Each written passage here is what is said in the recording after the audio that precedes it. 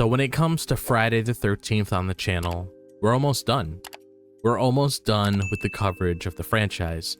The only movie we really have left is the one that we're going to be talking about today, which is Jason X. And then after that, it's going to be the remake, and then we're going to move on to something else. So I've been having a lot of fun talking about Friday the 13th on the channel.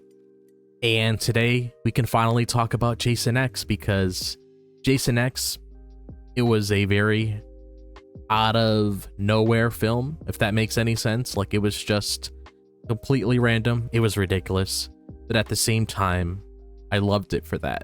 So I'm going to be talking about how I personally feel about the film when it comes to Jason X. So this should be a fun video, and let's just dive straight into the conversation. Let's hop on a spaceship ourselves and just talk about Jason X. So when I learned that Jason X was taking Jason Voorhees to space, I was astonished, because after 9 films centered around Camp Crystal Lake, Manhattan, or supernatural settings, moving him to a spaceship seemed like an extraordinary leap. The filmmakers decided to transport a character defined by his rural, machete-wielding terror into a futuristic environment, and that bold decision is a key reason the movie feels so absurd yet appealing to me. The story begins in 2455 with Earth no longer habitable. A group of students on a spaceship called the Grandel discovers Jason cryogenically frozen alongside a scientist named Rowan. They bring him aboard, and predictably he awakens and resumes his violent rampage. The image of Jason stalking through metallic corridors or navigating a high-tech vessel is so far removed from his usual forest setting that it's almost surreal. It's as if the creators challenged themselves to redefine the character in the most unpredictable way possible.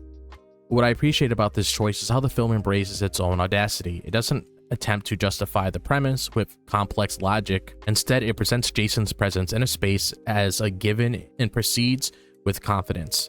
Scenes of him pursuing victims through futuristic environments or confronting advanced technology highlight a playful disregard for tradition. The movie knows its concept is unusual and uses that to create a unique experience. For me, this fearless approach is why Jason X stands out. While some fans prefer the classic setting, I find the decision to place Jason in space refreshing. It's a daring experiment that prioritizes creativity over convention, and that willingness to embrace the absurd makes the film surprisingly enjoyable in my eyes. And one scene in Jason X left a lasting impression on me: the liquid nitrogen kill. Early in the film, Jason pursues a scientist named Adrian in a laboratory. He seizes her, submerges her face in a vat of liquid nitrogen, and then shatters her frozen head against the counter. This moment is so striking and inventive that it ranks among the most memorable kills in the Friday the 13th series. The brilliance of this kill lies in how it uses the futuristic setting to enhance Jason's violence. In earlier films, his weapons were typically simple: machetes, axe, or improvised tools. Here, the advanced laboratory provides a new method, and the liquid nitrogen creates a visually stunning effect. The practical effects, showing her face freezing and breaking, are visceral and impactful. I remember watching the scene and being both shocked and impressed by its creativity. This moment also demonstrates that Jason X can balance its absurdity with genuine horror. While the film often leads to humor, this kill is intense and unsettling, reminding me that Jason remains a formidable threat, even in an unfamiliar environment. The scene's brevity adds to its power. It happens quickly, leaving a strong impression without unnecessarily prolongation. For me, this kill encapsulates what makes Jason X special. It combines the film's outlandish setting with the brutal essence of the franchise, resulting in a moment that's both ridiculous and thrilling. It's a highlight that I still think about when I recall the movie, and a significant reason I found myself enjoying this unconventional sequel. Another aspect of Jason X that I find both absurd and fascinating is the transformation of Jason into a cyborg, often referred to as Uber Jason. Partway through the film, Jason is severely damaged but is reconstructed by nanotechnology on a medical table. He emerges with a metallic mask, glowing eyes, and an enhanced armored body. This evolution is so extreme that it pushes the movie into new territory, and I couldn't help but be intrigued. This transformation represents the film's commitment to its science fiction premise. Taking a character who is already an unstoppable killer and upgrading him into a futuristic machine is an ambitious choice. Kane Hodder, portraying Jason, adapts to this change with a more imposing presence, moving with deliberate menace. When he breaks through a reinforced barrier, I was struck by how the film amplified his threat in a way that felt consistent with its bold vision. What I enjoy about Uber Jason is how it reflects the movie's willingness to take risks. The concept could have been restrained, but instead, the filmmakers fully embraced it, giving Jason a striking new appearance that's memorable in its own right. The design, with its sleek, robotic elements, adds a layer of visual flair that distinguishes this chapter in the series. It's an escalation that feels appropriate for a film already defined by its departure from tradition. While some might find this transformation too far-fetched, I appreciate its audacity.